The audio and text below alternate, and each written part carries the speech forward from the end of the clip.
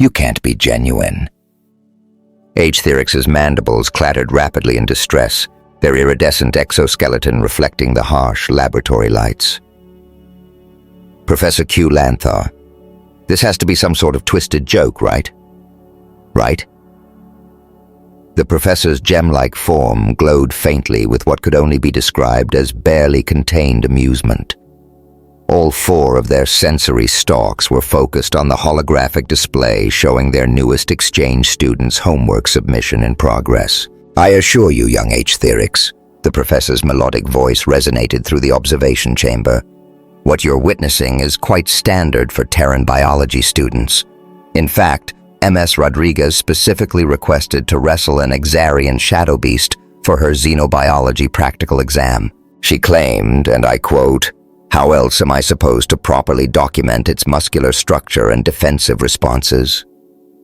The assembled class of 37 non-human students watched in stunned captivation as their human classmate, Isabella Call Me Izzy or Elsa Rodriguez, circled the most feared predator in the Andromeda Galaxy.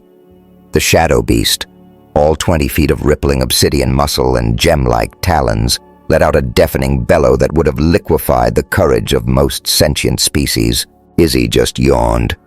"Honestly," she called out to the observation deck, her voice carrying through the safety field, "you guys really oversold this big guy. He's basically just a space kitty with extra legs and some anger management issues." She ducked casually as a gem-like talon swept through where her head had been moments before. "See? Classic feline behavior, attempting to establish dominance through theatrical displays of aggression." Professor Q Lanthar's gem-like form tingled with pride. Notice her perfect form as she analyzes behavioral patterns while maintaining optimal survival distances. Truly exemplary fieldwork. Professor Z.K. Tal, a gaseous entity contained within an environmental suit, wafted forward anxiously. According to the Interstellar Database, the shadow beast's deafening bellow alone can cause permanent psychological trauma in 93% of known species. How is she? Is she making kissy noises at it? Indeed, Izzy had decided that the standard scientific approach wasn't yielding results fast enough. She had switched tactics and was now making PS sounds at the galaxy's most efficient killing machine. "Come here, you gorgeous example of convergent evolution. Who's a perfect demonstration of parallel development of apex predator characteristics across different star systems? You are. Yes, you are." The shadow beast, for the first time in recorded history, looked baffled. Its 6 eyes blinked in sequence, and its razor-sharp tail swished uncertainly. "Fascinating." Professor Q Lanthar's voice hit notes of pure scientific ecstasy. "She's applying Terran companion animal socialization techniques to a completely alien species. The implications for xenobiology are staggering." H-Therix's mandibles were now clicking so fast they were creating a soft buzzing sound. "The implications will be staggering when she's dead. We have to stop this." "Oh, hush." The professor waved a gem-like appendage dismissively. "Miss Rodriguez's vital signs are well within normal parameters for her species. In fact, her endocrine readings suggest she's actually enjoying herself. Humans are truly exceptional, aren't they?" The class watched as Izzy continued her unorthodox approach to academic documentation. She had produced something from her pocket. A small red dot began dancing across the laboratory floor. "No way," murmured M.K. Toth, a silicon-based student whose rock-like exterior couldn't hide their astonishment. "Is that a standard-issue laser pointer?" confirmed Professor Q Lanthar, now practically quivering with excitement. "A classic tool in Terran animal behavioral studies." The shadow beast's 6 eyes locked onto the red dot. 20 feet of apex predator, evolved over millions of years to be the perfect killing machine, capable of taking down small spacecraft, went motionless. The dot moved slightly to the left. The beast's head followed. The dot moved to the right. The beast followed it with unblinking precision. Extraordinary demonstration of predatory tracking instincts. Izzy's voice was filled with academic enthusiasm. Note the perfect head movement correlation with prey stimulus. Anyone recording the exact angles? This is definitely going in my thesis. What happened next would be talked about in the halls of the Interstellar University for cycles to come. The Shadow Beast, terror of the space lanes, destroyer of colonies, subject of countless nightmare cycles, lunged on the red dot and missed, and lunged again, and missed again. Professor H. voice was barely a whisper. Did she just turn the most dangerous creature in known space into a giant space cat? Izzy called up, now scratching behind one of the beast's sensory ridges as it lay on its back, purring with a sound that resembled a malfunctioning starship engine. Yep. Also, can someone note down that they have the same sweet spot as Earth cats? This is fantastic comparative anatomy data. The beast's tail was now twitching contentedly, occasionally demolishing extremely expensive laboratory equipment. Outstanding work, MS Rodriguez, Professor Q. Lanthar's praise rang through the chamber, though perhaps we should conclude the practical examination before the beast's enthusiasm completely destroys the containment field generators. Just 5 more minutes. Izzy was now giving the shadow beast belly rubs. I haven't even started recording its dermal response to positive physical stimulus yet. The all students present watched in silence as their human classmate proceeded to treat the galaxy's most feared predator like an oversized house pet. The beast, for its part, seemed to have completely forgotten its role as an engine of destruction and was now making happy trilling sounds that caused several of the more sensitive students to require medical attention due to frequency-induced distress. And this class, Professor Q. Lanthar announced with professional satisfaction, is why humans are classified as a class of 5 Deathworld species. Not because they are physically imposing or particularly aggressive, but because they can look at the most awe-inspiring creatures in existence and think, I wonder if it likes belly rubs. The shadow beast rolled over and playfully batted at Izzy with a paw that could crush titanium. She sidestepped it with a laugh and produced another tool from her pocket. Is that a feather on a string case? Theric's translator nearly shorted out from the pitch of their voice. Of course, Izzy replied cheerfully. Every good xenobiologist knows to come prepared. Now, who wants to help me document play behavior patterns? I've got extra laser pointers. The sound of 37 alien students simultaneously backing away from the observation window would have been comical if it weren't for the pure terror involved. Just another day in Xenobiology 401 Advanced Practical Studies. The next day in the university's grand cafeteria, Izzy sat alone at a table. Well, not exactly alone.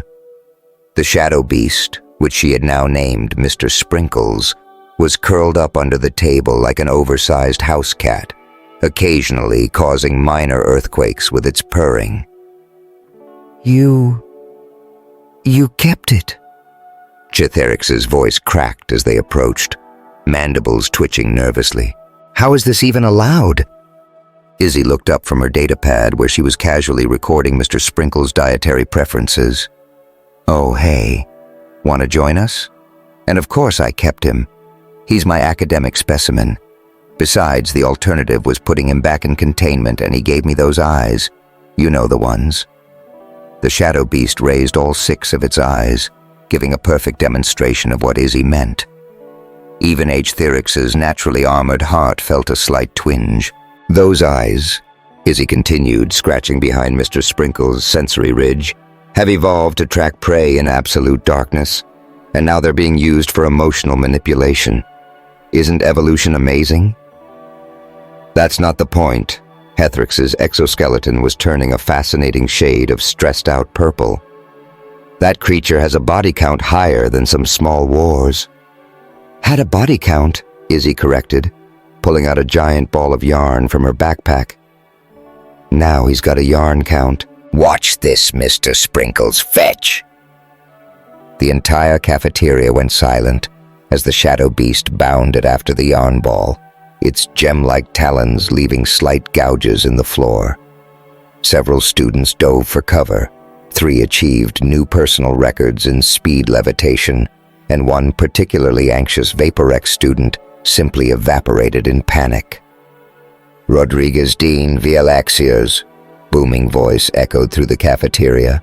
The ancient Arcturian administrator floated towards them, his tentacles writhing with bureaucratic fury. "What is the meaning of this? This groundbreaking research into predator rehabilitation techniques," Izzy suggested helpfully, as Mr. Sprinkles returned with the yarn ball, proud as a supernova. "Also, sir, you might want to back up a bit. He gets excited when meeting new people and tends to." Too late, Mr. Sprinkles, overcome with joy at meeting a new potential friend, bounded over to the dean and proceeded to give him an enthusiastic greeting that sent the administrator tumbling head over tentacles. "Jump," Izzy finished with a wince. "Sorry about that, sir. He's still learning spatial awareness, but look how his aggressive tendencies have been completely redirected into playful social behaviors. This completely revolutionizes our understanding of apex predator psychology." The dean, his dignity somewhat ruffled, floated back upright. "Ms. Rodriguez, when we accepted a human exchange student, we expected certain eccentricities. But this amazing breakthrough in interspecies relations," Izzy offered, while Mr. Sprinkles attempted to catch his own tail, demolishing several chairs in the process. "Catastrophe!" the dean thundered, then immediately regretted his volume as Mr. Sprinkles perked up with interest at the loud noise. "Actually, sir," Izzy pulled out her datapad. "I've been compiling some fascinating data. Did you know that shadow beasts share 43% of their behavioral patterns with Terran felines, and their neural plasticity is off the charts? Look at these readings. They're capable of forming complex social bonds in less than 24 standard hours. The implications for understanding predator species are revolutionary." The dean's tentacles twisted in what might have been a headache. "Ms. Rodriguez, this institution has certain protocols." "Which is exactly why this research is so important," Izzy beamed. "We're breaking new ground here. Also, Mr. Sprinkles has already agreed to participate in next week's xenobiology symposium. Haven't you, boy?" The shadow beast, currently engaged in batting around a destroyed chair like it was a toy mouse, made a sound that could have been agreement, or could have been impending digestive distress. Several nearby students decided not to stick around to find out which. "A symposium?" The dean's color shifted to a pale mauve of disbelief. "With that thing?" "That thing is a groundbreaking example of behavioral modification through positive reinforcement," Izzy protested. "Besides, he's already prepared his part of the presentation." "The beast has prepared a presentation?" H-Thyrix's mandibles went motionless in shock. "Well, more like he's agreed to demonstrate advanced problem-solving capabilities. Watch this, Mr. Sprinkles. Show them your new trick." The entire cafeteria watched in horror and morbid captivation as the shadow beast padded over to a nearby food synthesizer, delicately pressed the correct sequence of buttons with the tip of one gem-like talon, and produced a perfect cup of Jovian Java. "He's learned to make coffee," Izzy announced proudly.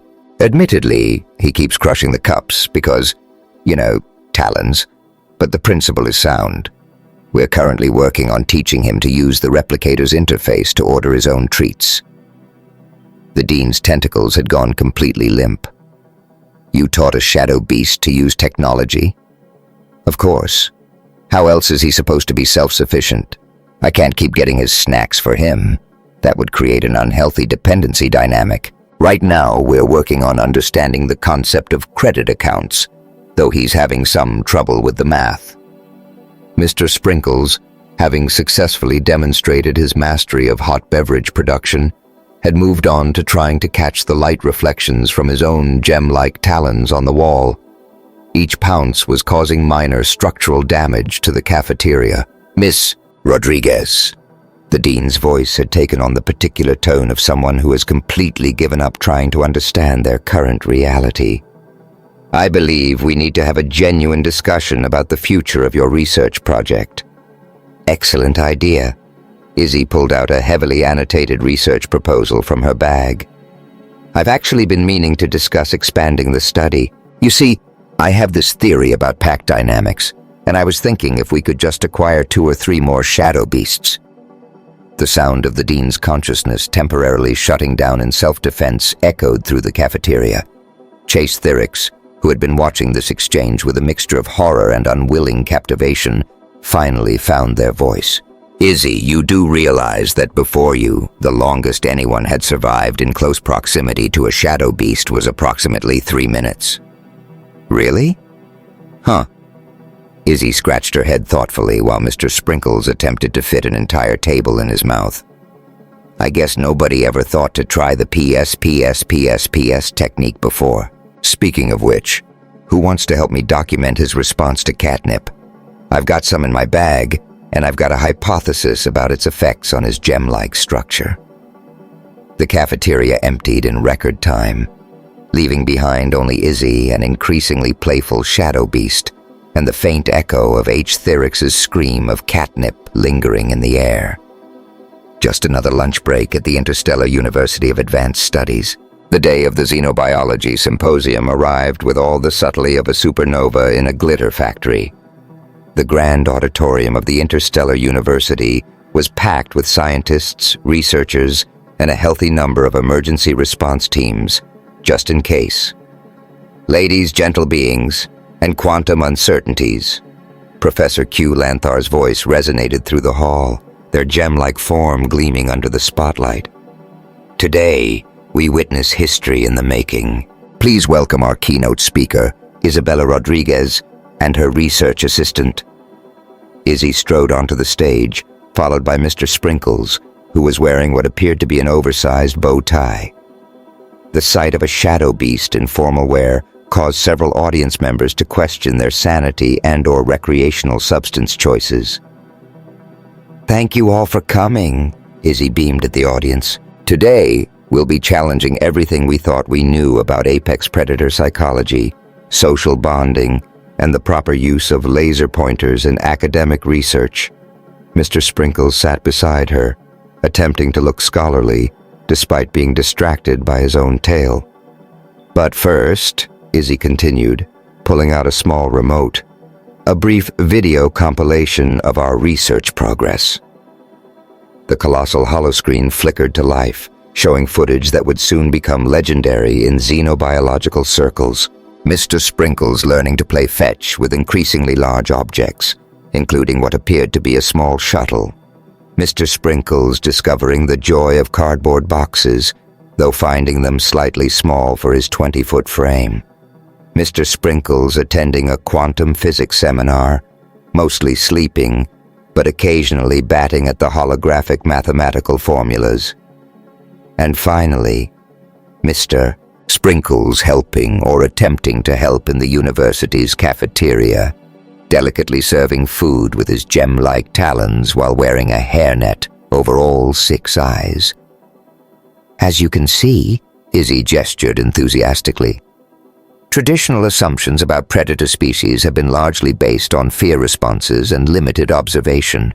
By applying what I like to call the space kitty theory, we've discovered that even the most feared creatures in the galaxy just need some positive reinforcement and maybe a few chin scratches." In the front row, H. Thyrix was frantically taking notes while simultaneously maintaining an emergency escape route. But what about their natural predatory reflexes? The bloodthirst? The terror-inducing psychic emanations? "Oh, those are still there," Izzy waved dismissively. "Mr. Sprinkles just channels them into more constructive activities now. Watch this." She pulled out a red dot pointer, and the entire auditorium collectively held their breath. What followed was a masterclass in redirected predatory behavior as Mr. Sprinkles demonstrated his hunting prowess by chasing the red dot through an obstacle course, solving puzzles, and even performing basic calculus, though his solution to differential mathematical formulas mainly involved batting at them until they made sense. "Now," Izzy announced, her eyes twinkling with the kind of madness that only humans seem capable of. "For our grand finale, we'll demonstrate advanced problem-solving capabilities through an interpretive dance number." Under no circumstances. Dean V.L. Axier's tentacles were practically tied in knots. "Ms. Rodriguez, while your research is unprecedented, we must draw the line at choreographed performances involving Class X predators." "But he's been practicing for weeks," Izzy protested. "Tell them, Mr. Sprinkles." The shadow beast made a sound that could have been either a disappointed growl or the beginning of a tap routine. Several audience members fainted just to be safe. "Perhaps, Professor K." Lanthar intervened diplomatically, their gem-like form quivering with barely contained amusement. "We could move on to the QA portion." "Fine," Izzy sighed, while Mr. Sprinkles dejectedly pawed at his unused dance props. "But you're all missing out on a fantastic rendition of Singing in the Nebula." The questions that followed ranged from the scientific, "How did you modify the beast's neural pathways?" to the practical, "What were you thinking?" to the existential, "Has reality always been this flexible, or is this a new development?" Izzy answered them all with characteristic human enthusiasm, while Mr. Sprinkles provided visual aids by acting out various behaviors, occasionally causing minor structural damage to the stage. "And finally," she concluded, "I believe this research opens up exciting new possibilities for interspecies understanding. After all, if we can turn the galaxy's most feared predator into a lovable goofball who enjoys belly rubs and quantum physics, imagine what other breakthroughs await." The audience sat in stunned silence, broken only by the sound of Mr. Sprinkles purring happily as he played with his bow tie. "Any final questions?" Izzy asked brightly, a trembling tentacle raised from the back. "Yes, are those kittens under his chair?" Izzy glanced down at the small gem-like forms tumbling about beneath Mr. Sprinkles. "Oh, did I forget to mention? Turns out shadow beasts aren't just social learners. They're also excellent parents. Meet the next generation of research subjects, Sparkles, Glitter, Nova, and Bob." The sound of the entire xenobiology department simultaneously requesting stress leave echoed through the hall. "Don't worry," Izzy assured them, as tiny shadow beasts practiced their hunting skills on her shoelaces. "I've already baby-proofed the quantum physics lab mostly, though we might need a new particle accelerator or 3. And so began a new era in interstellar science, where the line between groundbreaking research and absolute chaos became increasingly blurry, and where the most awe-inspiring creatures in known space could be found attending dance classes and advanced physics lectures. As for Izzy, she went on to revolutionize the field of xenobiology, though the Interstellar University had to significantly increase their insurance coverage and invest in industrial-strength laser pointers. Shay Theorix eventually became the leading expert in shadow beast behavior modification, though they never quite got over their nervous mandible clicking whenever Mr. Sprinkles got too excited about quantum entanglement experiments. And Mr. Sprinkles? Well, he became the first shadow beast to earn an honorary degree in physics, though the ceremony had to be cut short when he spotted a particularly interesting string theory equation and decided to chase it across the stage. Just another success story from the Interstellar University of Advanced Studies, where the impossible was just another Tuesday, and where the most important scientific breakthrough might just be discovering that every creature in the universe, no matter how awe-inspiring, probably just needs a good belly rub and some positive reinforcement. The end. J.